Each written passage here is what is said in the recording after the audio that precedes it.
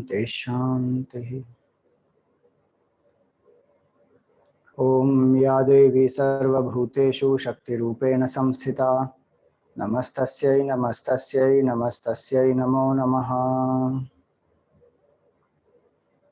Om Samastajana Kalyane Niratam Karunamayam. Namami Chinmayam Devam Sadgurum Brahma Vidvaram. Hari Om, salutations to all.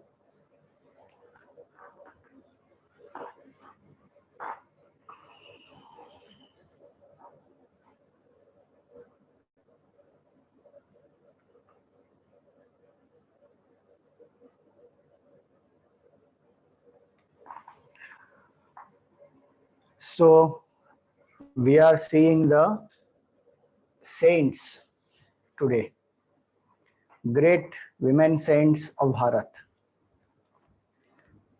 Again, I have chosen a few who are not very well known to us, but who have been some of the greatest saints of our country. They may be known in some parts of the country, definitely, but not very widely known to everybody. So, the first person I have chosen is Kaaraikkaal Ammaiyaar. Kaaraikkaal Ammaiyaar. In Tamil Nadu, there is the tradition of the great devotees of Lord Shiva. They are called Nayanars. And so, of those Nayanars, they are the devotees in the Shaiva tradition, 63 of them. These Nayanars, of 63 of them, 3 are women saints.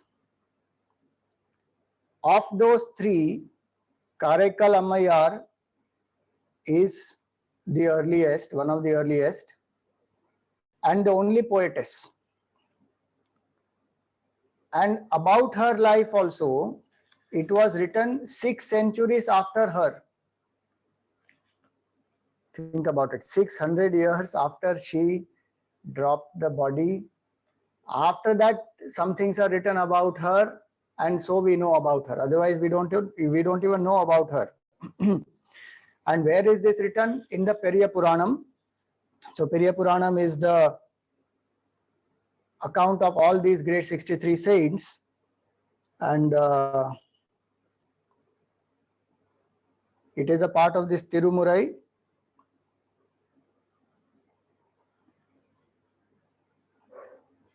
Secular, he wrote that.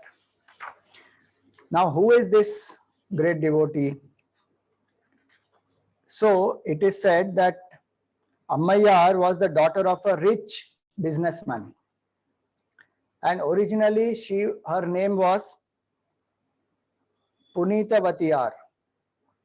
Punitavatiyar or Punitavati. That is her name. And she is married to a merchant, and she lived in Kaaraikkaal. A very devout housewife.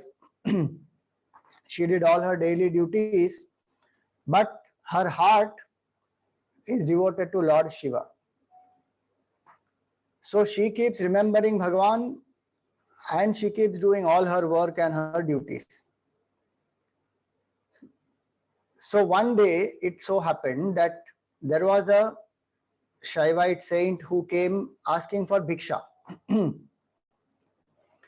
There was a mango in her home, so she took that mango, she gave it to that saint. Now her husband came home.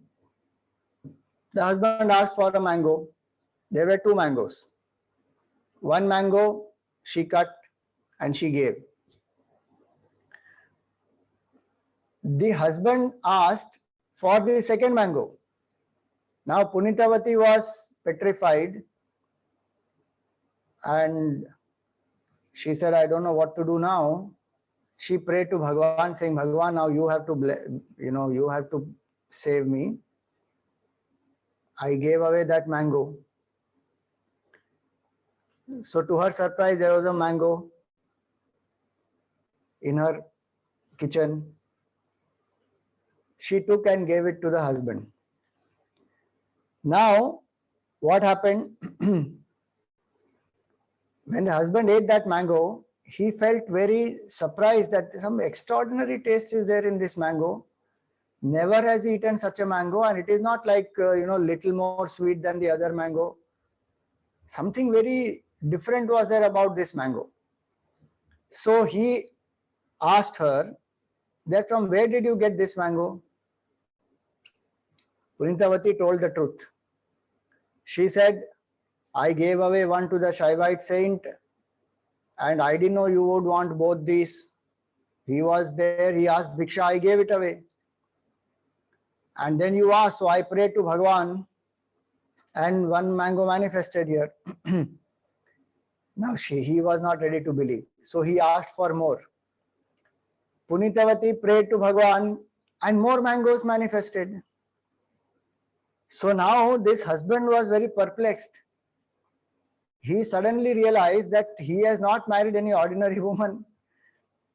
He has married some great devotee of the Lord, and he decided at that point in time that her life is not meant to be living in the household, and he doesn't want to be responsible for holding her back. So what did he do? He prostrated to her. He told her, I am very sorry, I did not know your greatness. You are free. Please pursue your devotion. He left her and he married some other woman. And he had a daughter through that woman, and that woman he named Punitavati. Now, Punitavati, she was begging the husband that, don't do this, don't leave me.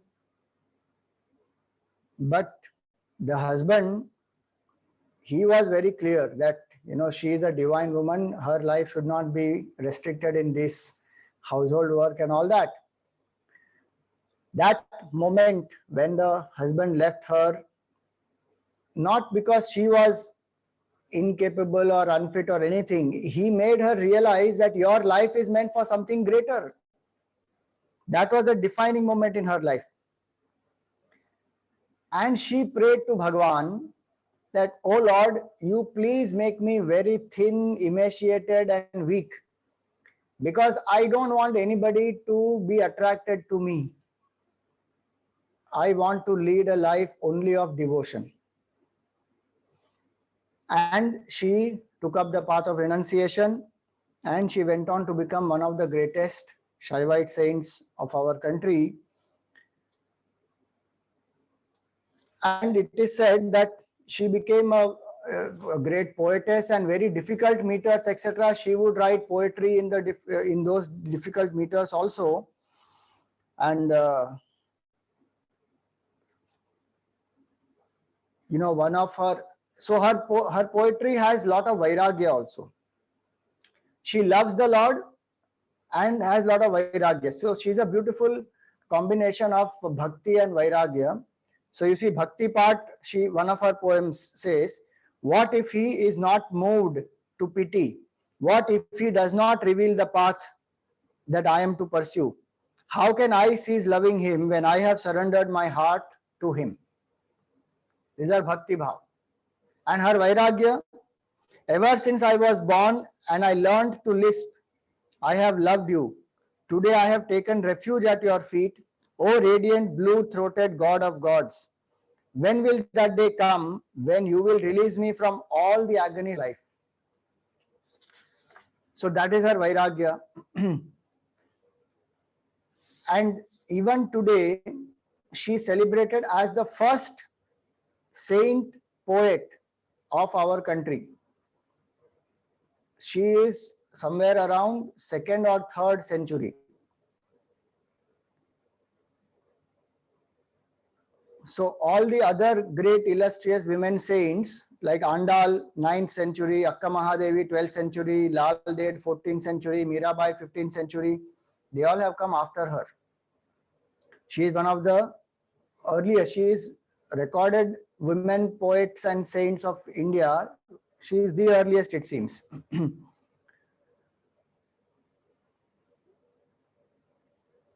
Her bronze statue adorns several temples in Tamil Nadu even today, and her life is celebrated through yearly festivals at Tiruvallankadu, Mylapore, Kaaraikkaal, and other places in Tamil Nadu. So she is this great Shaivite saint. Many poems are there. I am not reading all of them, but she is considered one of the greatest Shaivite saints. Now we go to Aandaal. So, like there are 63 Nayanmars, there are 12 Alvars. So these are great saints of Vishnu Parampara. Alvars are the great saints of Vishnu Parampara, and 12 of them are considered most prominent. They are uh, Poigai, Pudam, Pe, Tirumolisai, Nammalvar, Kulashekar Alvar, Periyalvar, Tondradi Poddi, Tirumangai, Tiruppan, Madhurakavi, and Aandaal. 12 of them. Pardon my pronunciation, some of them may be not exact. Now, in these 12, only one of them is the woman saint, and Aandaal's father also is a Alvar, Periyalvar. See, these are saints. Now, what is the, so when we say Alvars or Nayanmars, who are they? They are people who have had darshan of Bhagwan. Even Kaaraikkaal Ammaiyaar had darshan of the Lord. Bhagwan has manifested in front of them, done leelas with them, for them. So, Vishnu Chitta is Periyalvar. He was in the 9th century in Sriveliputtur. There, Aandaal was born in Sriveliputtur, but Aandaal was discovered by Vishnu Chitta. So, Vishnu Chitta is a very devout Brahman who loves the Lord, who worships the Lord daily, and he would every day make garlands, and especially Tulsi would be there in the garlands because Bhagwan loves Tulsi, and he would offer. One day he found Aandaal near the Tulsi plant as a small baby, and he thought that that is the blessing of Bhagwan. The blessing of the Lord is there on him, and Bhagwan only has sent this small child to him. So Aandaal was also called Goda. She had two other names, Goda and Nachiyar, two other names.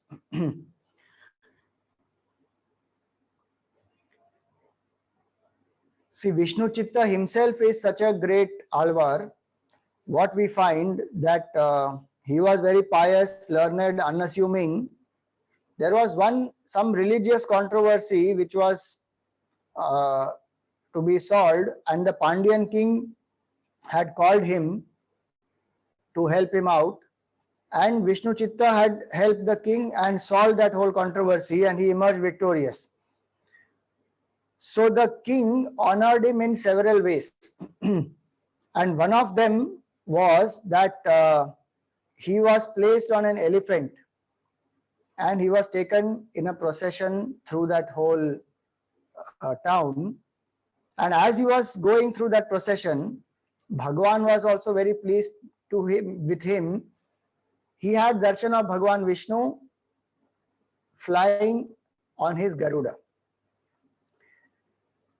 Now Bhagwan Vishnu was flying on his Garuda and Vishnu Chitta is sitting on the elephant.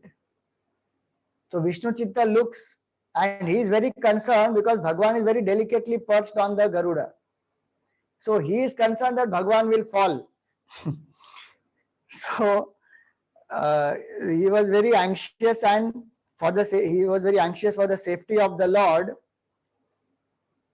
and he composed a song in the benediction of the long life of the Lord, that Bhagavan, please take care of yourself. Don't, you are very delicately perched on the Garuda. See the bhav of the Bhakta. This is Periyalvar. So, uh, what did, and he composed that song in such a way that it would rhyme with the ringing of the bell as the elephant is walking.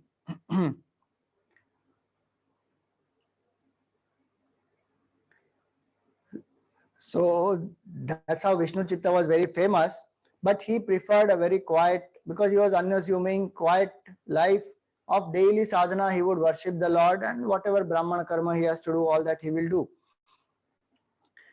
And so once he found Aandaal as the small baby at the base of the Tulsi plant. So he brought her up very lovingly, and Aandaal used to sing many of these compositions of Tamil, etc. And he would, and she would revel in Bhagwan's thought. These are the compositions are called pasurams. She used to sing that, and she also grew up because Vishnu Chitta is worshipping the Lord daily, and the bhav that he has, and he himself is an Aandaal, he himself is a Alvar. So the bhakti was imbibed by Aandaal very deeply. And she would always imagine Bhagwan as her beloved. And so it is said that she used to hear the Puranic stories of Bhagavatam, etc. also. And the picture of Lord Krishna and his pastimes and his wife Rukmini and then Satyabhama and then Radhaji, all those she has heard and she reflects on all those. So she also looked upon herself as the beloved of Bhagavan, and she would dream of wedding with the Lord, and attaining him in a bridal ceremony became her goal.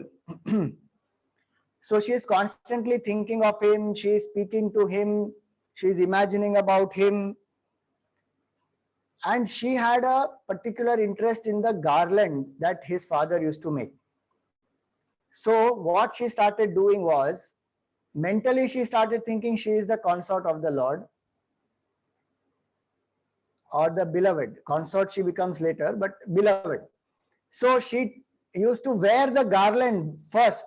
The father would make the garland and keep it ready, and when the father has gone to do some other preparation, she would wear the garland. And when she wears the garland, she would see whether the garland is fine and all that, how is she looking, whether the Lord will like her and all that.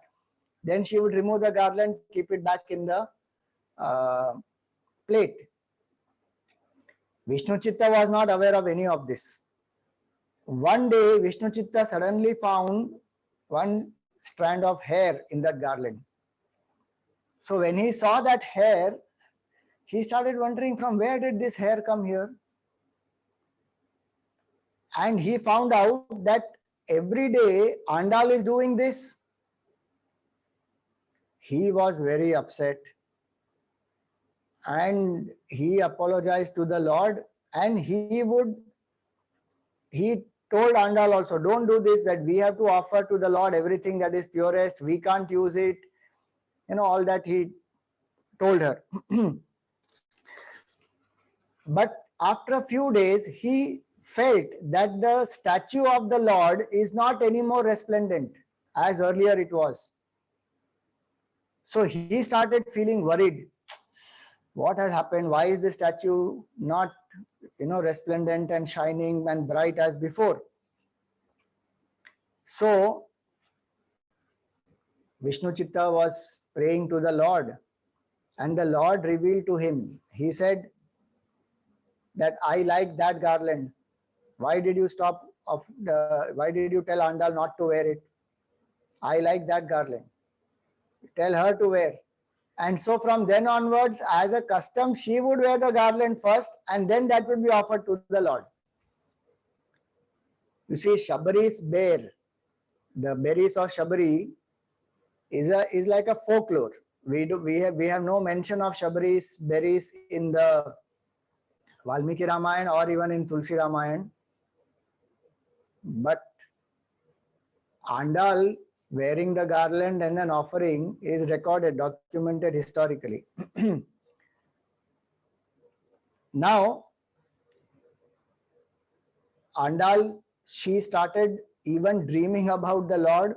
Her love for the Lord became much more intense. After she knew that Bhagwan wants the garland that she wears, for her, Bhagwan is no more just a murti.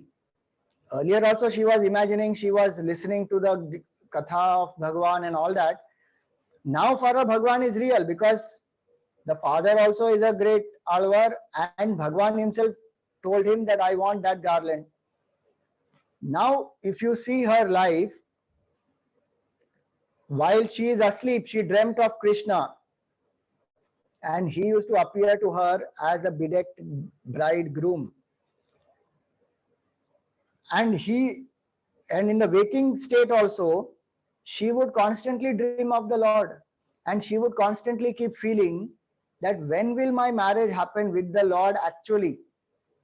She would go through pangs of separation. She would go through all those things that a lover would go through for the beloved. She would cry, she would feel sad, she would feel lost, she would be only thinking about the Lord. All those things she went through, and it is said that she was hankering after divine union.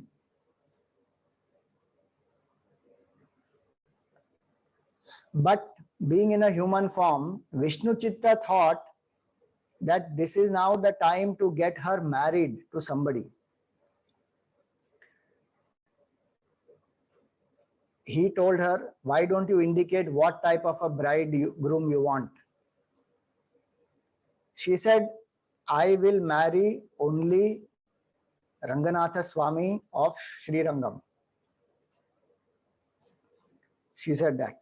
The presiding deity of the Sri Rangam temple, the great Ranganatha Swami, she said, I will marry only him. Now the father was very surprised and he stunned that, what is this? She's saying, I will marry Ranganatha Swami of the temple there. And he started thinking that how will this happen? Will Bhagwan himself come in a human form? How will I marry her to the Lord?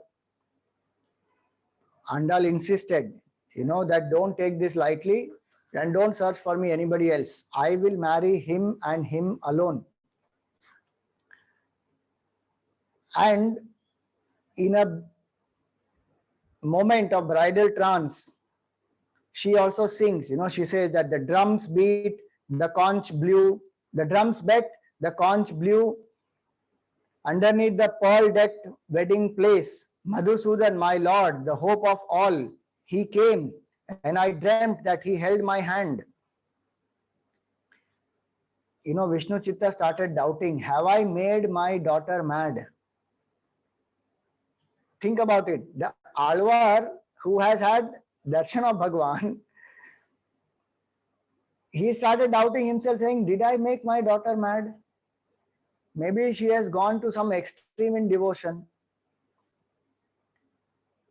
But at last, Bhagwan comes in the dream of Vishnu Chitta and assures him that he would definitely marry Aandaal. So and Bhagwan tells him on this particular day, go to the temple, take Aandaal with you, she should be dressed as a bride. And Bhagwan also comes in the dreams of the priests, and he tells the priests also that she will come and she will marry me. So you have to allow her to come. Bhagwan did all the arrangements. So Vishnu Chitta brought. Aandaal came to the temple and she entered the shrine. And what happened? she just merged into Ranganatha Swami. What they say about Mirabai, Mirabai also merged into the Lord. Same way here. She merged with him in a flash. Everybody stunned. What happened? Physically, she entered into the Lord. The Murti of Bhagwan, she just disappeared into that. And there was an Akashvani, and Bhagwan said that she has come to me and I have married her. Many people consider Aandaal as the very embodiment of Mother Lakshmi herself. So an Akashvani happened there, and Bhagwan told him that you have to build a temple. And he said, go back to Sriviliputtur, install an image of Aandaal and Ranganatha Swami, build a temple for them, and worship. So you will find that Vishnu Chitta, he did that. The temple is there. And because Goda ruled Vishnu Chitta's heart with so much of love, and Vishnu Chitta did what's to be done for her, she is known as Aandaal. Then so the works of Aandaal have come down to us are Tirumoli and Tirupavai. Tirumoli has 153 verses, and Tirupavai consists of 30 stanzas, each of 8 lines, dramatizing a group of maidens going from house to house and bidding their friends to rise and join them for an early morning bath. So this has been the custom in Tamil land for centuries. The tribal women would take an early morning bath in the coldest month of the year and pray to the Lord for giving them good husbands. And this is what they sing. And one composition of Aandaal is sung even today for marriage, in marriage ceremonies.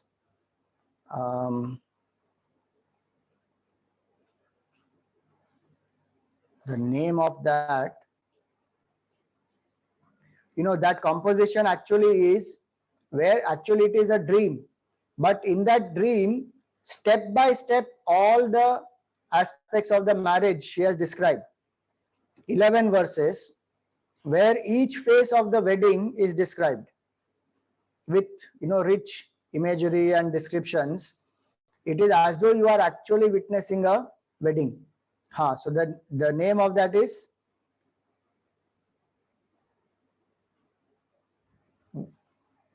Varanam Mairam. Maybe my pronunciation is wrong, but that is the name of the composition. The acme of spiritual love is that composition, and many Hindu weddings, they use this even today. So this is the life of Aandaal, who actually merged with the Lord. And this Nayak and Nayaki bhav, the lover and the beloved bhav, she is one of the earliest saints who expressed this bhav towards the Lord. So that's the glorious life of. Bestow her with some measureless wealth and objects with which she can worship the Lord. So she says in one of the compositions, now hear what we want, conscious like your milk white Panchajanya, which reverberates through all the creation with its booming sound. A big white drum, singers who sing the Pallandu, a bright lamp, festoons, flags. Oh Lord, grant us all these, because we will use all these to worship you. But as she approaches slowly, so earlier she was away from the Lord, imagining all this, praying to the Lord, seeking fulfillment of desires to worship Him. As she approaches the sanctum, all her desires, everything just drops away.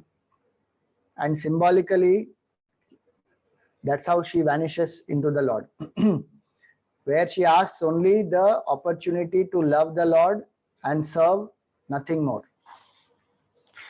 So that is the glorious life of Aandaal. So it is said was the first of the mystic brides amongst all the women saints. 9th century. Mirabai comes much later. In physical form we are talking. Otherwise you can say Rukmini, Satyabhama, all of them, the Puranic era, but we are talking at our times. Now, another great woman saint is Avudai Akkal. Avudai Akkal is most amazing. Her life is, so she is considered as the embodiment of Mother Parvati, who took form to establish that women can realize Advait and the absolute self. So if Adi Shankaracharya ji is considered as the incarnation of Lord Shiva, Avudai Akkal is considered as the incarnation of Mother Parvati.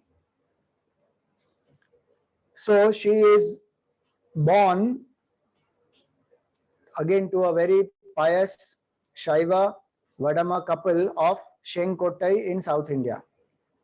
And she showed great signs of a spiritual person right from her childhood. See her, just a minute.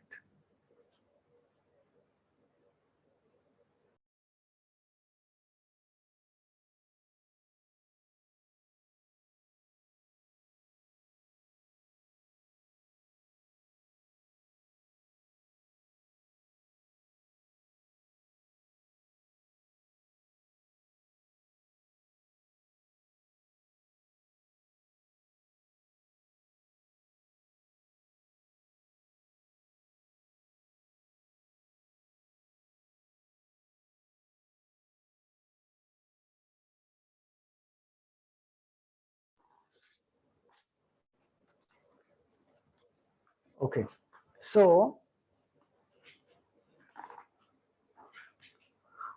Avudai Akkal is born in Shenkotai, and as a child she shows great signs of a spiritual person, but people around her don't recognize that. So she would not be much concerned about the things around her. She would just do what is told to her. She will not think more about it, and she will not do anything voluntarily. So she has to be prompted. She will eat whatever is given to her. She will wear whatever is given to her. She will go wherever she is asked to go.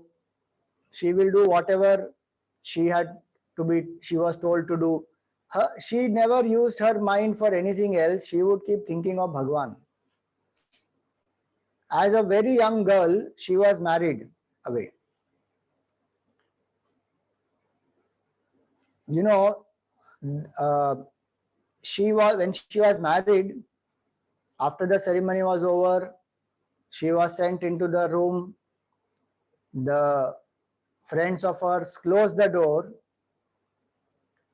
and they said, "Go inside." And she just went inside and stood. The husband is sitting there. He doesn't know her state of mind. He thinks she is an ordinary, just like any other girl. So he tries to welcome her.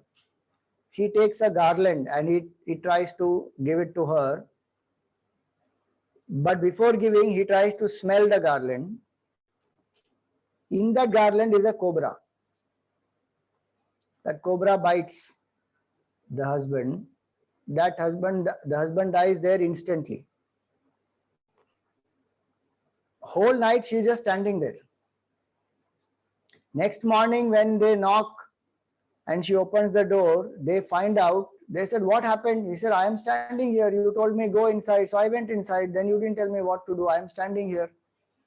And they saw the husband is dead and the snake bite has happened. And, they took him out and all that kriya and everything was done. And they find that, so she became a widow at a very, very young age. She's wearing white clothes. They have tonsured her hair. And people, many of them consider her as very inauspicious, because the first night itself the husband died. So she was kept secluded in a room.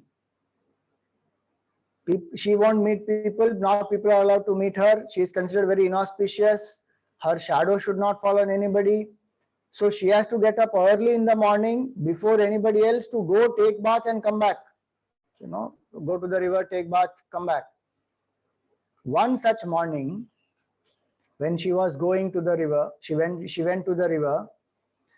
She picked up a mango leaf to brush the teeth, to clean the teeth. The moment she applied that mango leaf on her teeth, she went into a trance straight.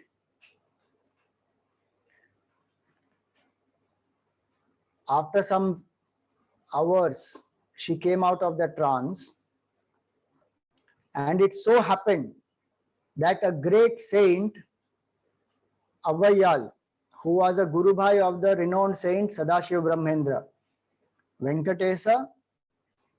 Ayyavval, not Ammaiyaar, Ayyavval, Venkatesa Ayyavval, he was a great saint.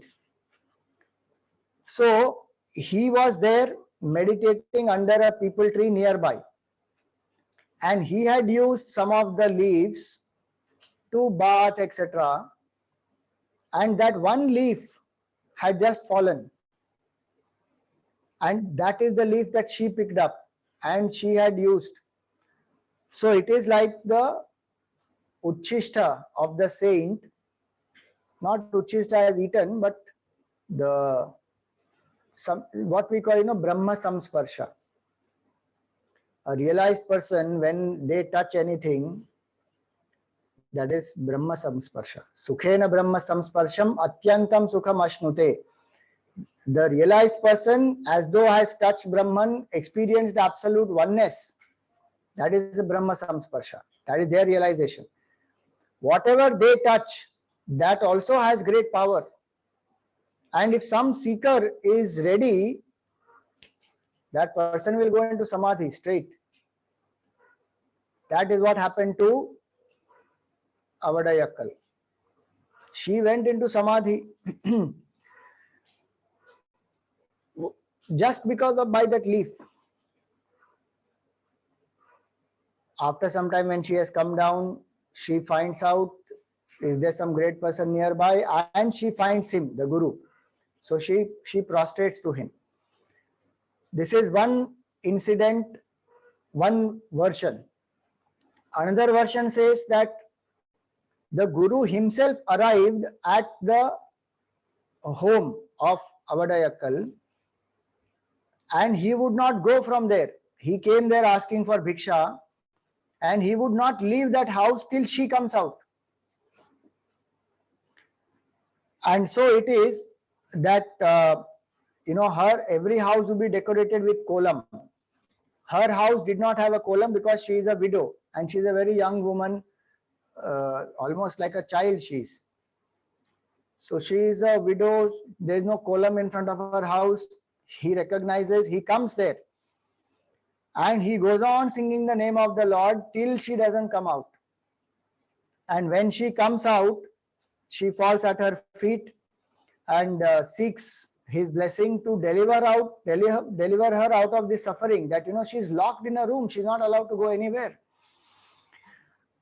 So he consoled her and he asked her to come to the river bank, and that is where he initiated her. So this is another version. Two different versions are there.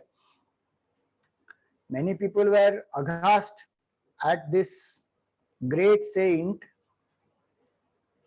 allowing a widow who is a child to get initiated, and he initiated her into highest of Vedant. Aham Brahmasmi. He initiated her into that.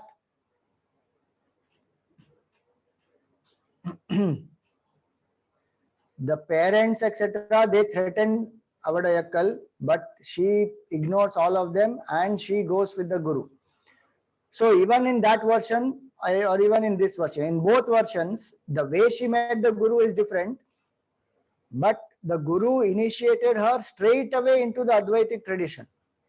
He obviously saw that she is a very ripe soul, and as per what we see here, she is the incarnation of Mother Parvati herself. Then what more to talk? But when we look at it as incarnation of Mother Parvati, then we stop learning. So we should start observing her as a seeker who transformed. And though there is a lot to learn.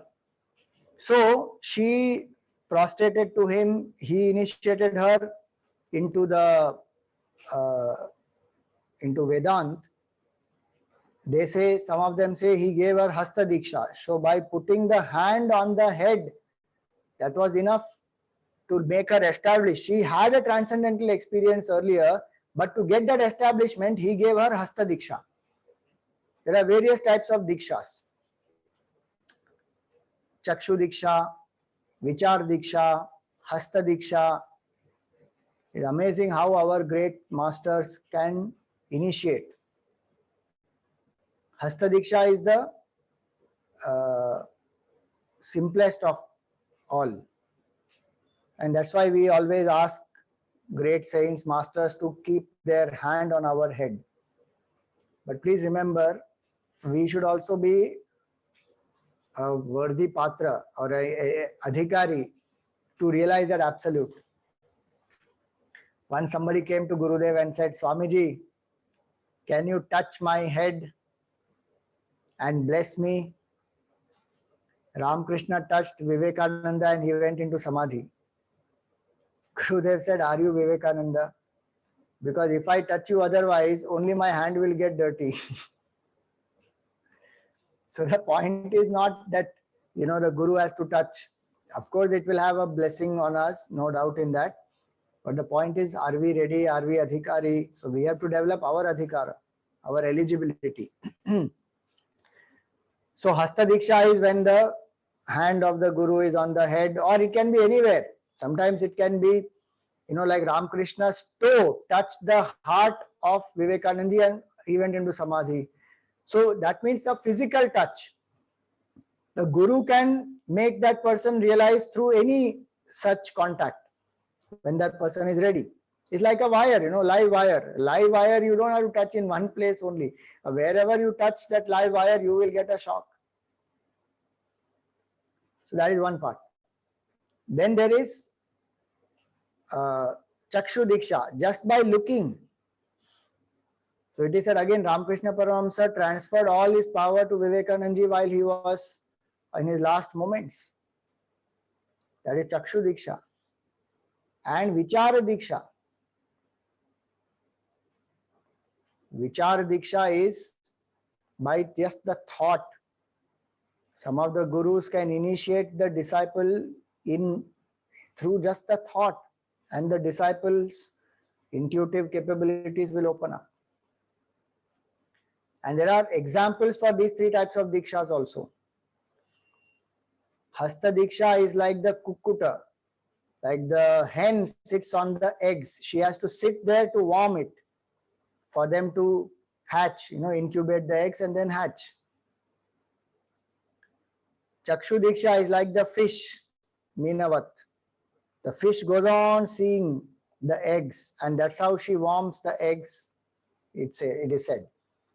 And the tortoise lays the eggs on the shores and goes into the ocean, but through her thought she warms the eggs. So that is, I forget the name, Kachapa Diksha, Meena Diksha, Kukkuta Diksha. So he gave her Hasta Diksha, Kukkuta Diksha. Her heart is illumined, she comes to realize the self, and after that, the Guru, Avayal, gives Ayyaval, I keep mistaking, Ayyaval. Ayyaval gives a linga, Shivalinga to her to worship. Now please see, this is another beautiful point here. Now somebody says, we may use a linga to worship the Lord before our realization. Why afterwards? Why not? The bhakta does not worship the Lord only through Dvaita Bhavana. The bhakta who has become one with the Lord also can worship the Lord. So many great masters have worshipped the Lord. The whole universe becomes the appearance of the divine, and the bhavana is no more I am a bhakta and that is the Lord. The bhavana is the same self pervades everything. So he gave her the Shivlinga, and that Shivlinga she used to worship. And it is said at that very moment, Saraswati came to reside on her tongue, and she has done a lot of compositions which are well known. And she astounded everybody in the town with her extraordinary wisdom. Whatever she said, whatever she sang, all expressed her inner illumination. But some people thought she has gone mad. That is common in the world. Those people who cannot understand subtler things, those gross minds, will call the subtler minds as mad. And here we are talking about the absolute realization. So some people call her mad, and they try to confine her only to the room. In the meanwhile, Avudai's parents died, and now she became free.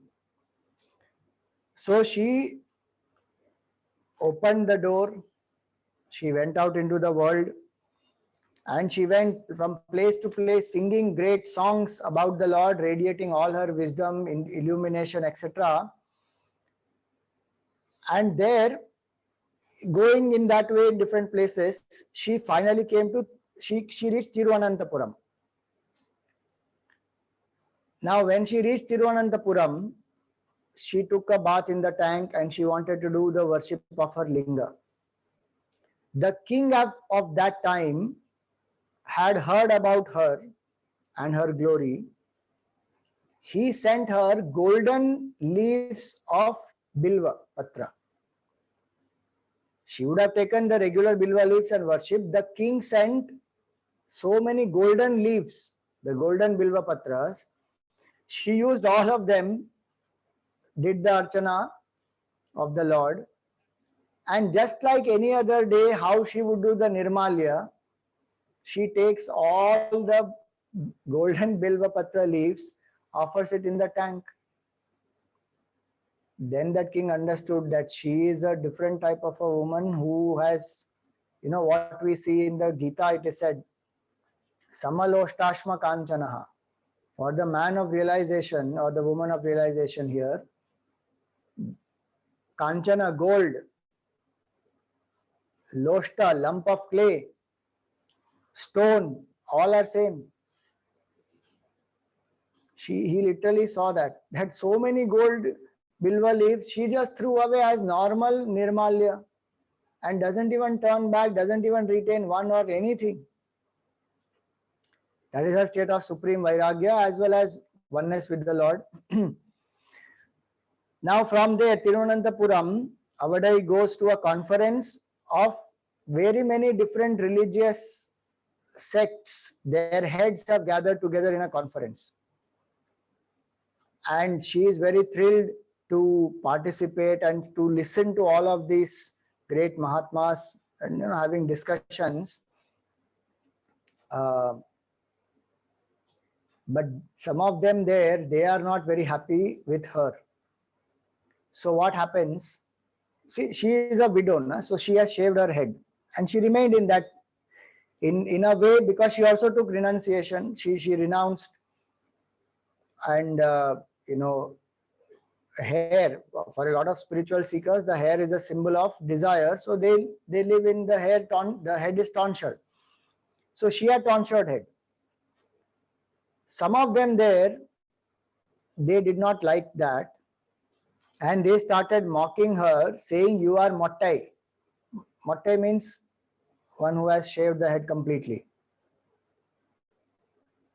So Avudai quickly retorts, saying, who is Mottai? Is it my body?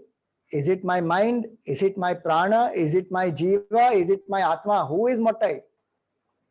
Shaved. Who is shaved? One may say the body is shaved.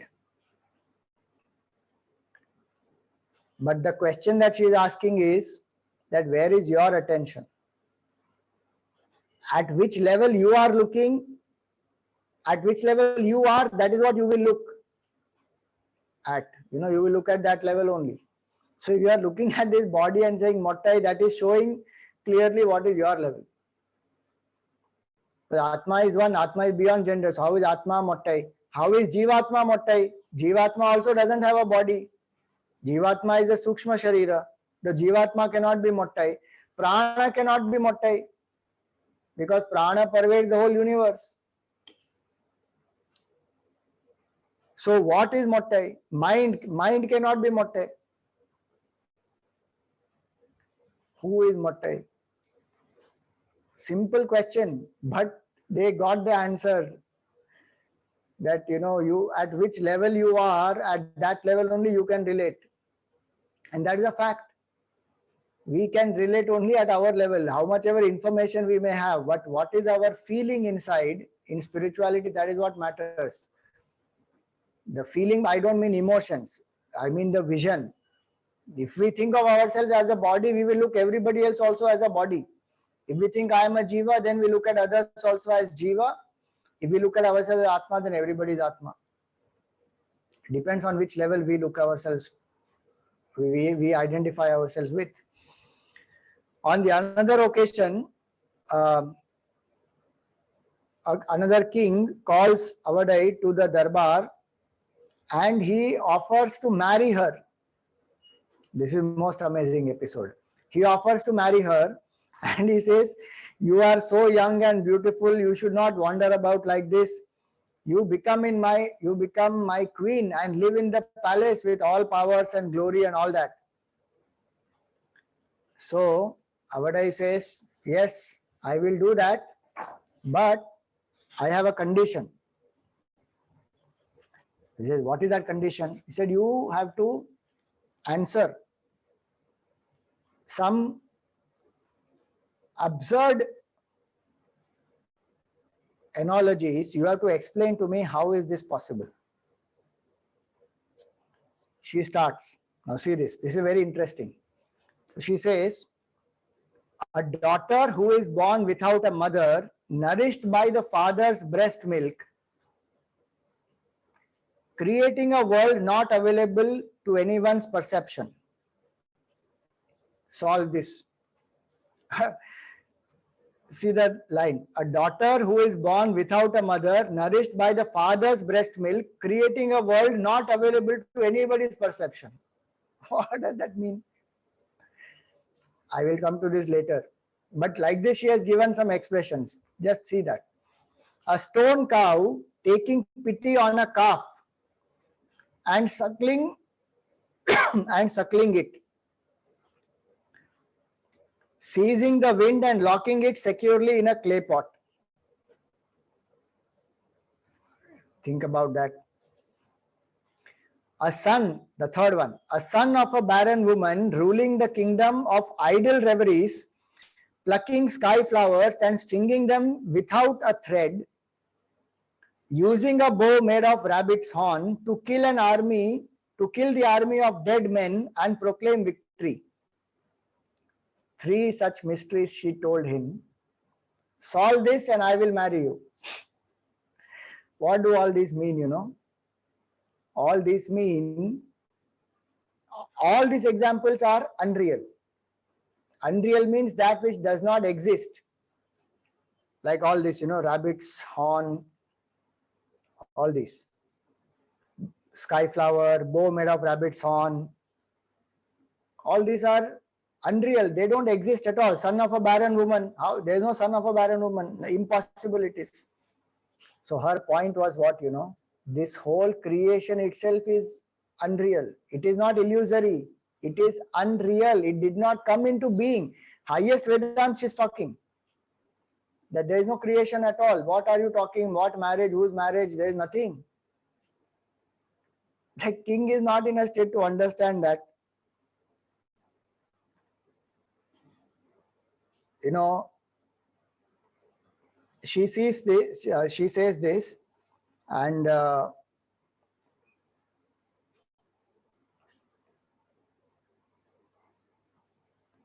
that king understood. He couldn't he couldn't understand the whole explanation by himself, by those couplets by himself. He couldn't understand. He had to take the help of some people. Then he understood what she is indicating at. The king himself felt ashamed that what I am looking at her youth and her beauty, and she is reveling in that absolute self, non-dual bliss. That is the purpose of human life, and where am I? So he felt very ashamed of himself.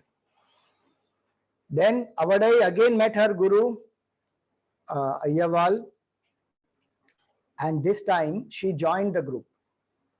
So the disciples, etc., who are there, she joined the group with them, and she is the only woman saint in that whole group. So some of these disciples, they ill-treat her.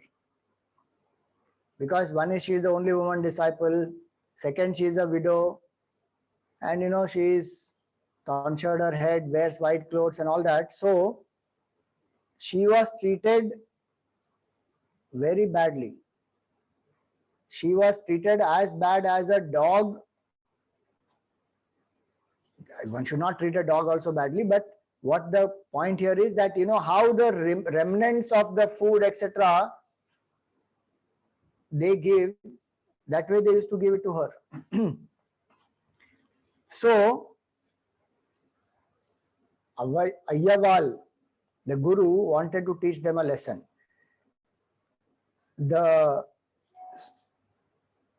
So Avudai, she doesn't have a problem because she's gone beyond all that.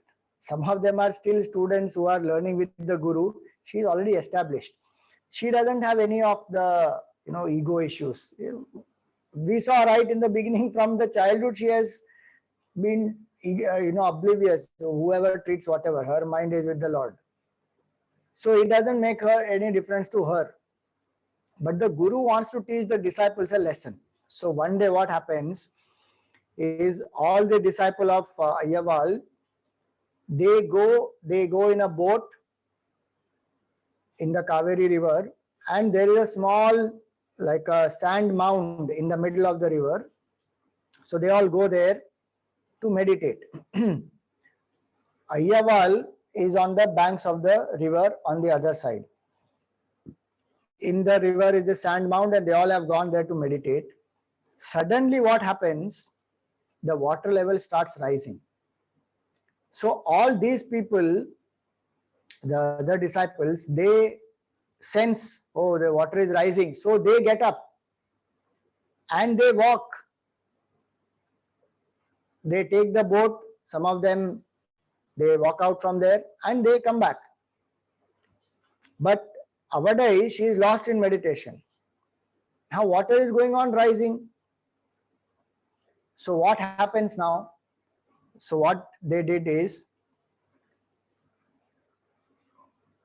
just before the water could completely rise up and drown her, she realizes, oh, there is something happening. So she saw, oh, there is water everywhere. She stands up. Just one piece of that small sand mound is remaining there. The guru indicates to her this. So she stands up. 3 days and nights she stands there as it is, unaffected. The water comes, sweeps away everything, but that sand mound remains there. Just think, the guru, the sankalpa of the guru, the realization of this great woman, that sand mound remains there for 3 days and 3 nights. She is just standing on that, absolutely unaffected, fearless, absorbed in the truth. And after 3 days, water recedes and she comes out. Then everybody understands she is not any ordinary person. and they seek her forgiveness. And so, in this way, this great saint, Avudai Akkal, she was one of the greatest Advaitins, and the Guru also is very pleased with her. And she goes on singing many different songs, and all those songs today also they are repeated quite a bit in Tamil Nadu. The songs of Avudai Akkal were largely sung by women of Tirunelveli district of Tamil Nadu, individually, in groups, in simple tunes, household daily chorus while they do, on many other occasions also. Uh, so this is one great saint, Avudai Akkal. More we will see tomorrow. Some more great saints we will take up from different other parts of the country also, that we will take up tomorrow. Any questions for today?